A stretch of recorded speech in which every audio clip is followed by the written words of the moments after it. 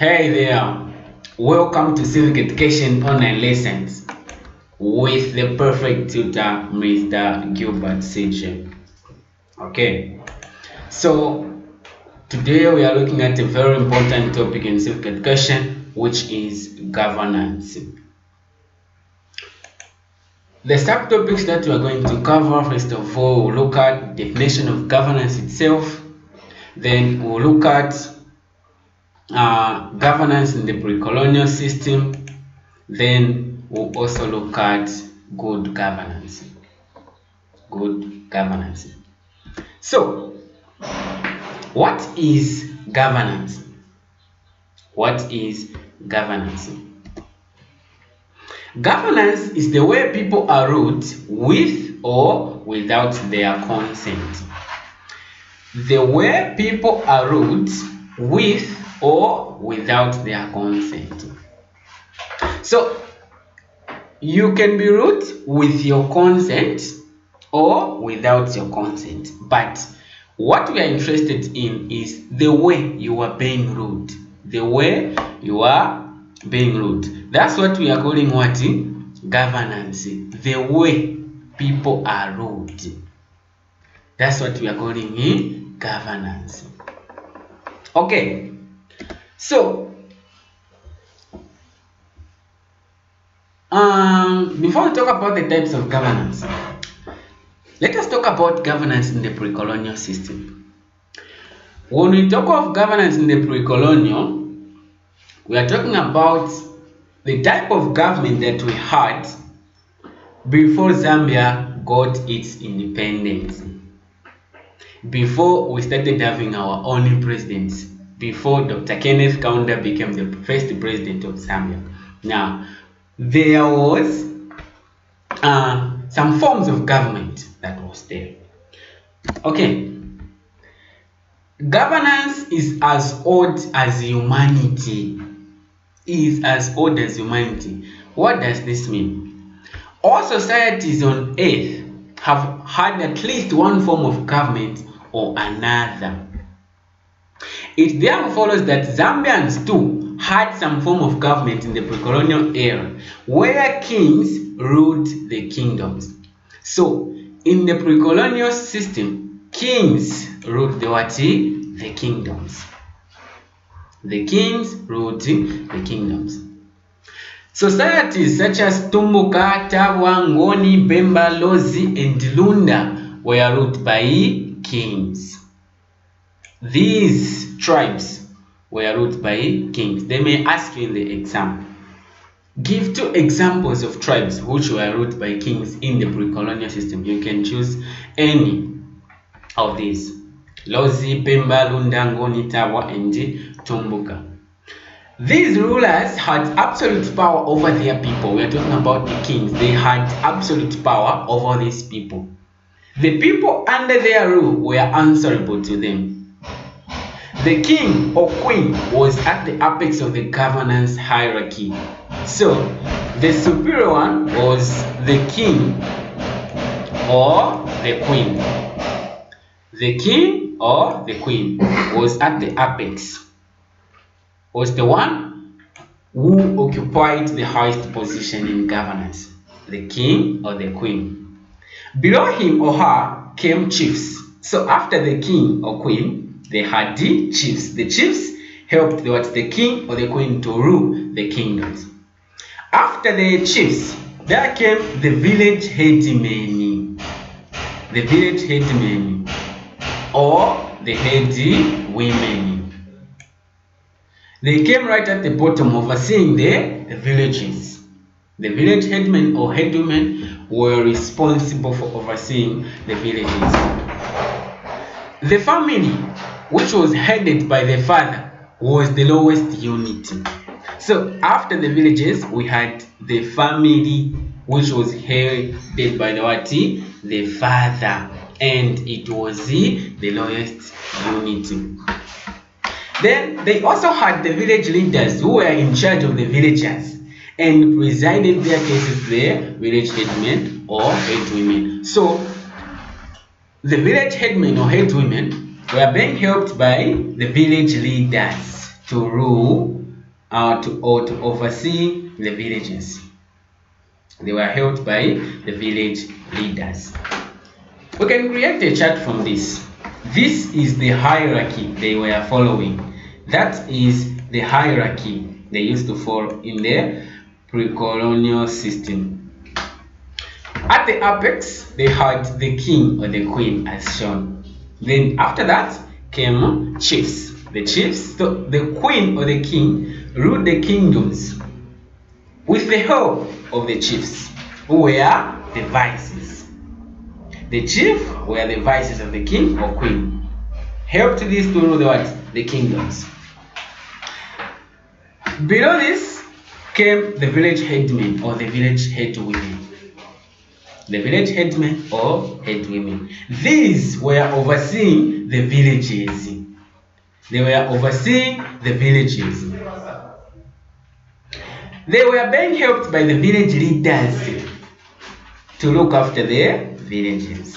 So these two were responsible for overseeing the villages, but the village leaders were helping the village headmen or women to look after the villages. The lowest unit was the family, which was headed by the father. That is the governance which was there in the pre-colonial system. You may be asked to write an essay over the same topic or the same subtopic, governance in the pre-colonial system. So you start by explaining who was at the apex, who followed, just like that. Okay, that is the governance in the pre-colonial system.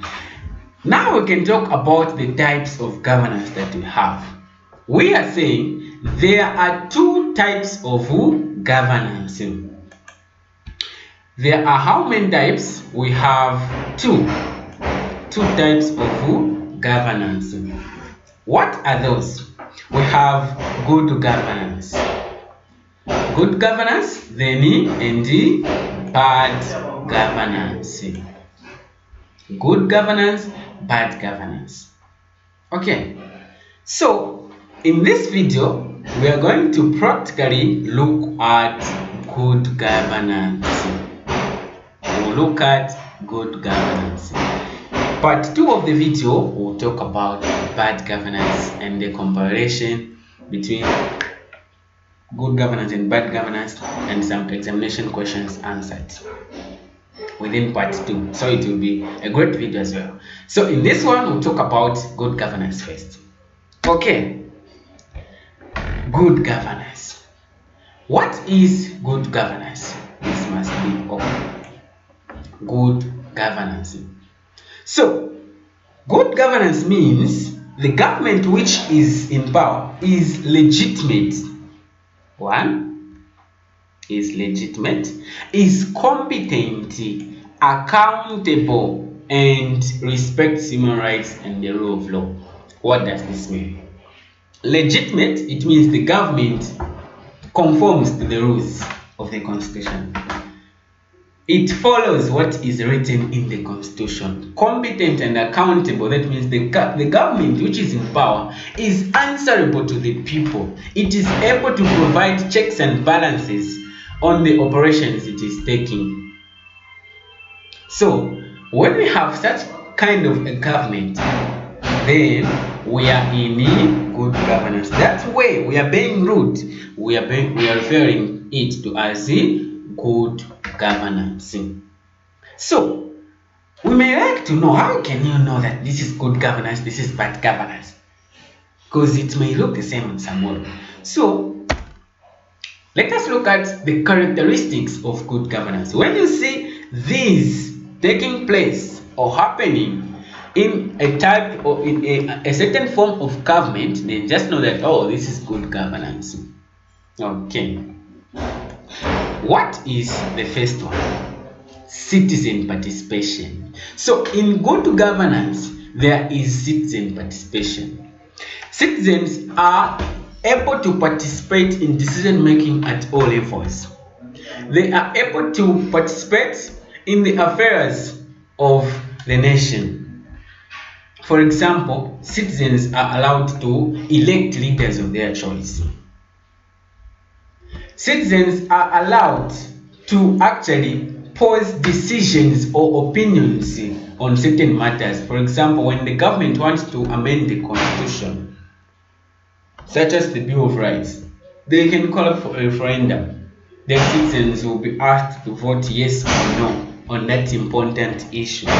That means that is citizen participation. The citizens are able to participate in the operations of the government. That is the first characteristic of the good governance. The second one is respect for human rights. We've got so many human rights, such as the right to life, many and other rights. So, the good governance, in good governance, the government which is in power has the respect for human rights. Every person has got the right to go to school. Every person has got the right to go to church. Every person has got the right to belong to whichever religion he or she may like to belong. So, the government which is in power in good governance has got the respect for all those rights. Are we together? Then, thirdly, we've got separation of powers. We have three wings of government. That is the executive. We have the executive.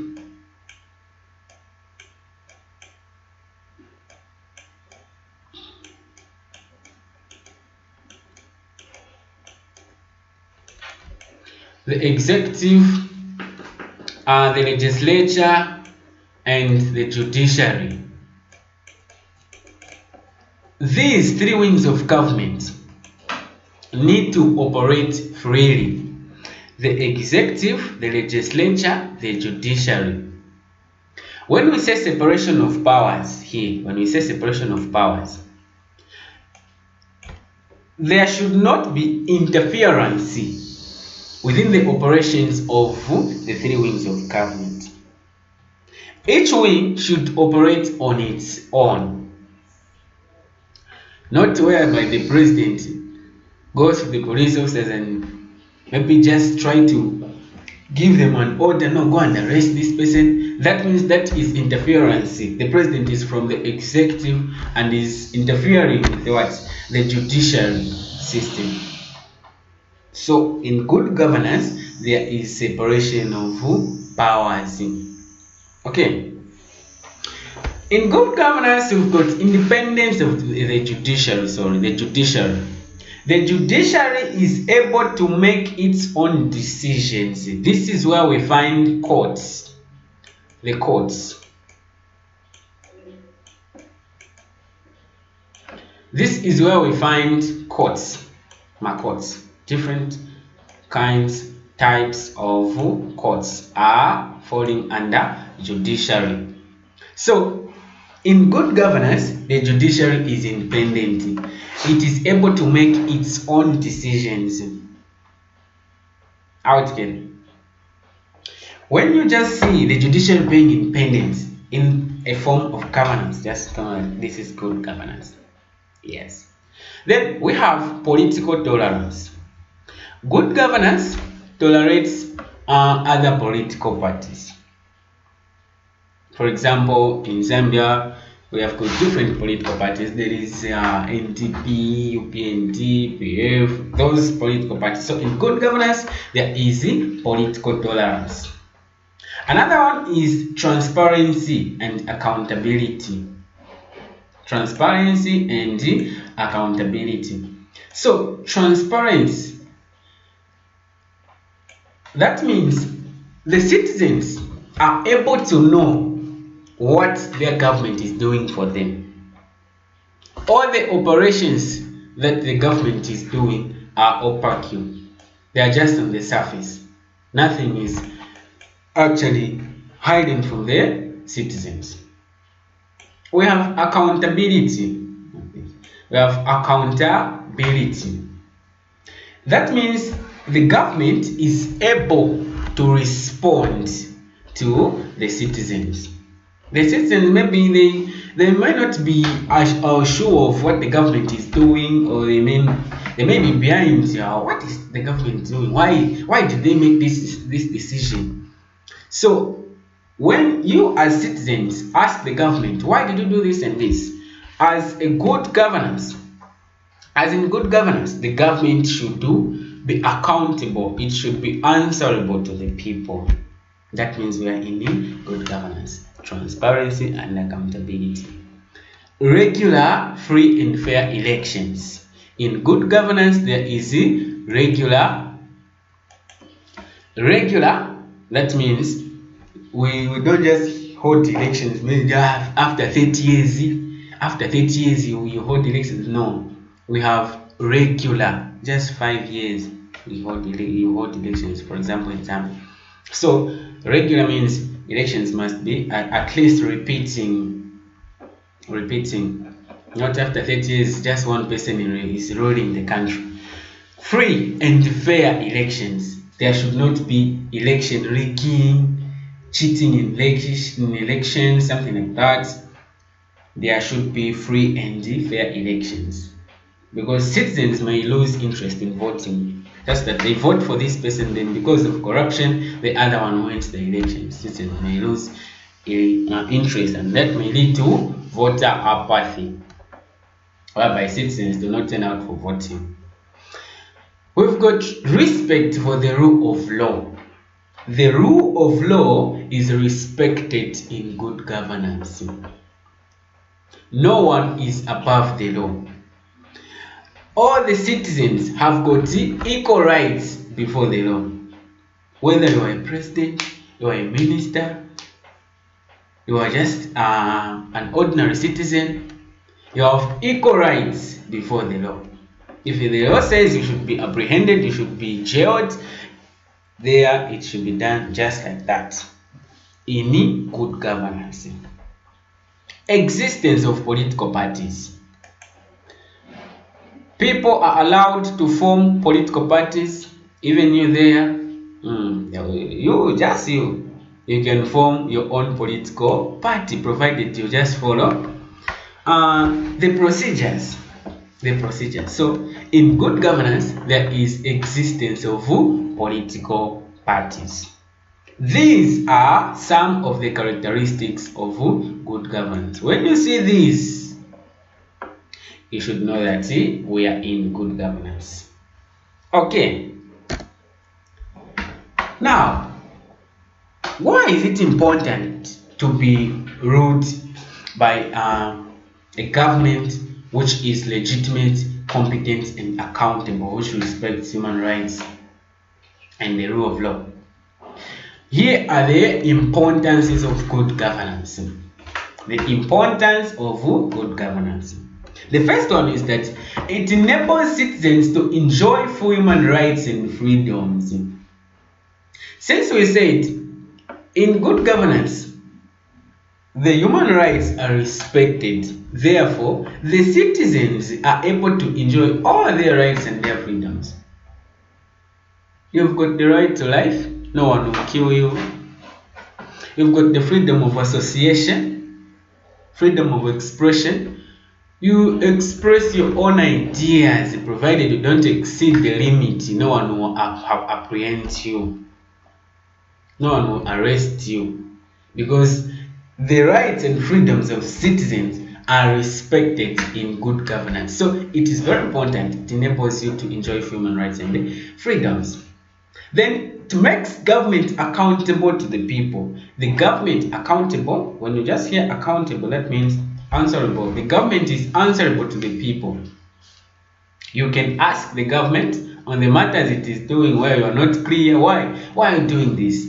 You can ask the government. It will be answerable to you. That is under good governance. If the government is not answering or is not responding the questions of the citizens, then that means you are not in good governance. So in good governance, the government is made accountable to the people, is made respondable, is answerable. Then makes government operations transparent. We said one of the characteristics of good governance is that there is transparency and accountability. So the government operations becomes what? Transparent. The citizens, all the citizens are able to see, so, okay, here now they're doing this, they're constructing a road, or they have sold copper, now they have exported to copper, this, all the statistics about the amount of the revenue that the government has made for the country is known by the citizens. All the operations of the government are made transparent. That is in good governance. It enables citizens to participate in electing leaders of their own choice. This is because the rights and freedoms of citizens are respected in good governance, and it respects the rule of law. It is legitimate, it follows the constitution. So the constitution says every citizen has got the right to vote. So the citizens are able to elect the leaders of their own choice. If they want this one, they will elect. If they don't want this one, they will not vote for that person. So in good governance, citizens are able to elect the leaders of their own choice. No one will tell you to say, when voting in 2020, go and vote for this one. You've got your own choice. That is in good governance. Then all citizens have equal rights before the law. Because in good governance, the government in power respects the rule of law.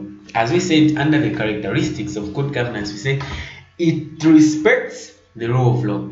So when it respects the rule of law, that means all citizens have equal rights before the law. We are all equal before the law. That is under good governance. Thank you for watching.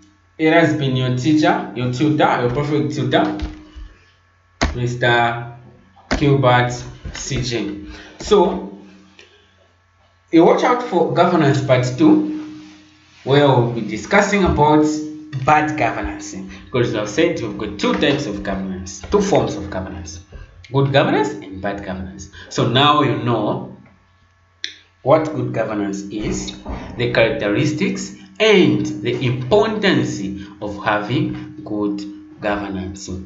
The next video will talk about bad governance, the characteristics of bad governance, how you can know that, okay, this is bad governance. Then we'll try to compare good governance and bad governance. Thank you.